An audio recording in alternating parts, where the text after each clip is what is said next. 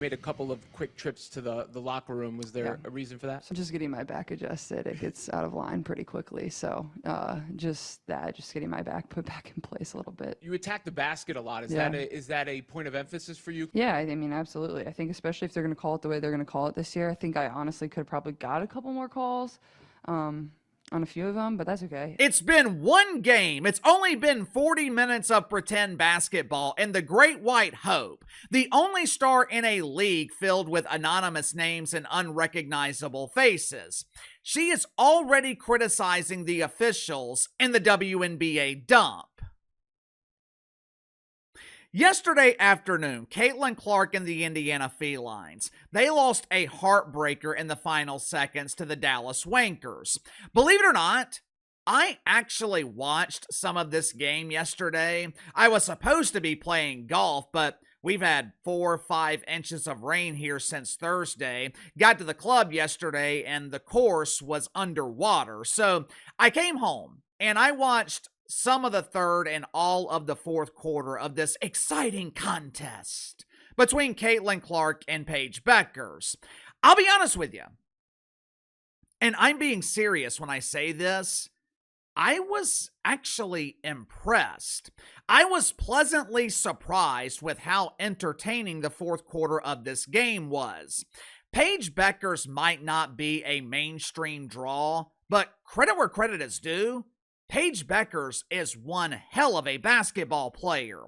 Outside of missing a couple of clutch free throws in the final seconds of the game, Paige Bueckers, to me, she was easily the best player on the court yesterday. Uncle KC, what about her boo, Elmer Fudd? She was the #1 pick in the draft. I heard she's amazing. Yeah, AZ Bueckers damn sure didn't do anything to dispel the narrative that the Dallas Wankers selected her #1 overall only to appease her future wife. To say that she was a non-factor, that would be an insult to players who work hard to be non-factors. I don't remember seeing her on the court in the fourth quarter. When I looked at her stat line and noticed that she scored 3 points in 18 minutes, wasn't hard to figure out why the coach waved his magic wanker and made AZ Fudd disappear.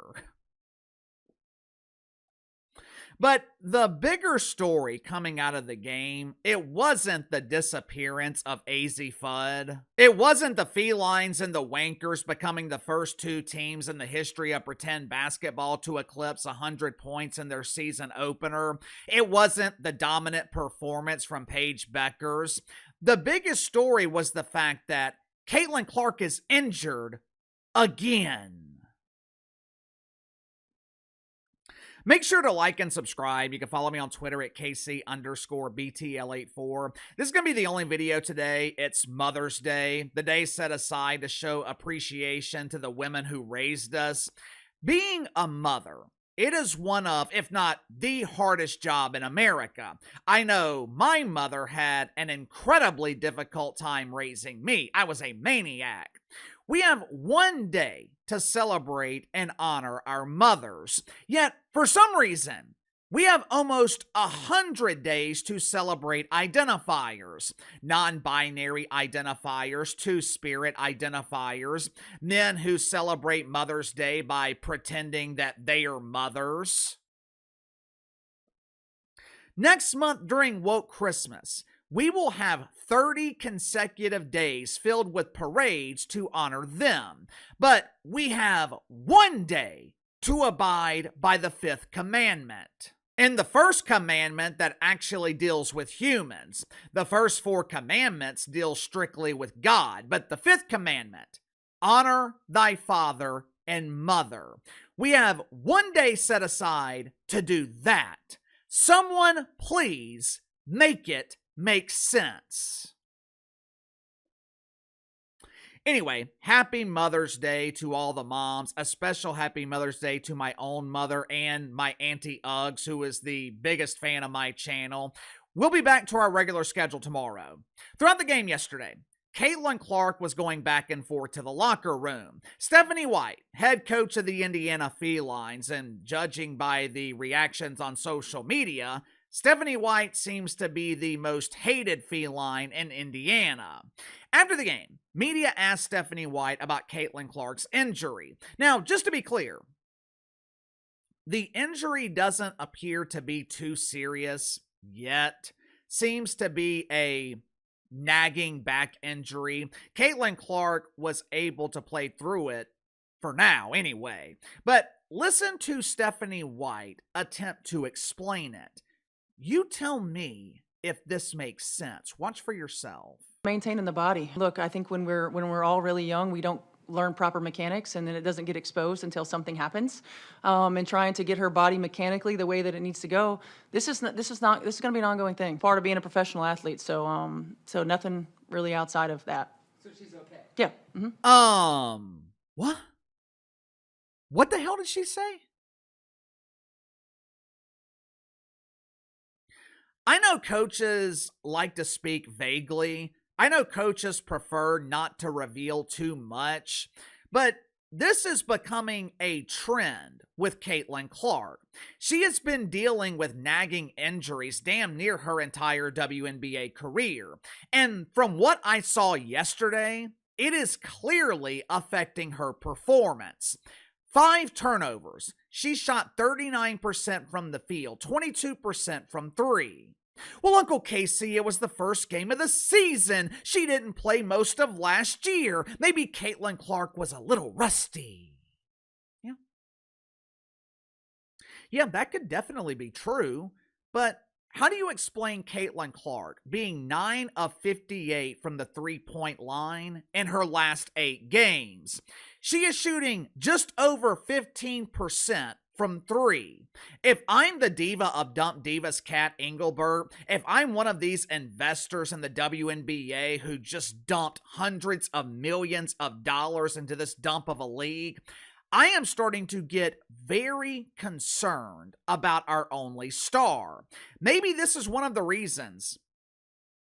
Not the only reason, but maybe this is one of the reasons that they are trying to make Paige Bueckers the face of pretend basketball. Now, obviously, it's not working, but if I invested millions of dollars into this league, I would be very concerned with Caitlyn Clark. She's 24 years old. She's just now entering her prime years, and she's constantly dealing with nagging injuries. To make matters worse, she's dealing with back problems, which are notoriously hard to manage. According to reports, Caitlyn Clark was wearing a back brace yesterday. She was sitting on one of those supportive pads while on the bench. Now, I'm 41 years old.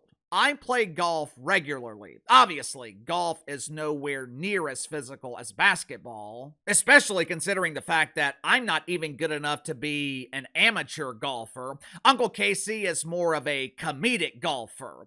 But at 41 years old, I'm not dealing with back problems like others my age. I'm fortunate to not be dealing with common aches and pains. When I was 24, I was damn near invincible. The only pain I dealt with at 24 was self-inflicted after nights of hard drinking. My point is, when you have a player dealing with constant injuries at a young age, in most cases, it does not get better with age. Matter of fact, it tends to get worse. Going into the NBA, Joel Embiid, he was dealing with back problems. How's that worked out?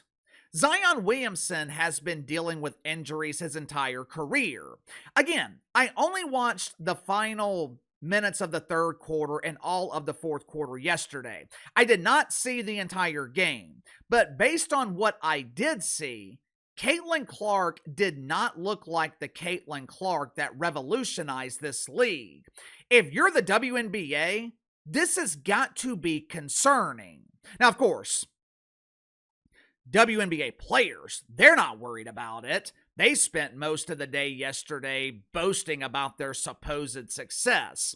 During their brief breaks of braggadociousness and false bravado, WNBA players, they decided to honor those who lost their lives in this country due to political violence.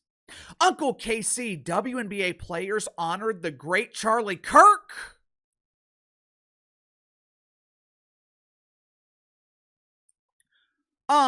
Absolutely not. The Minnesota Linkers, which are based in the Somalian Republic, before their game yesterday, they were preaching the good word and spreading the woke faith. They demanded that the dozens in attendance assume the position of kneeling as they prayed to honor Alex Preddy and Renee Good, two American heroes. I can be your hero, baby. Two courageous warriors who lost their lives by fighting the good fight against ICE. Watch for yourself. Please join us in honoring Renee Nicole Good and Alex Preddy with a moment of silence.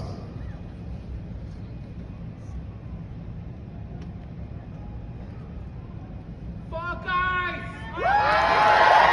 Thank you. Almost 20,000 people here tonight.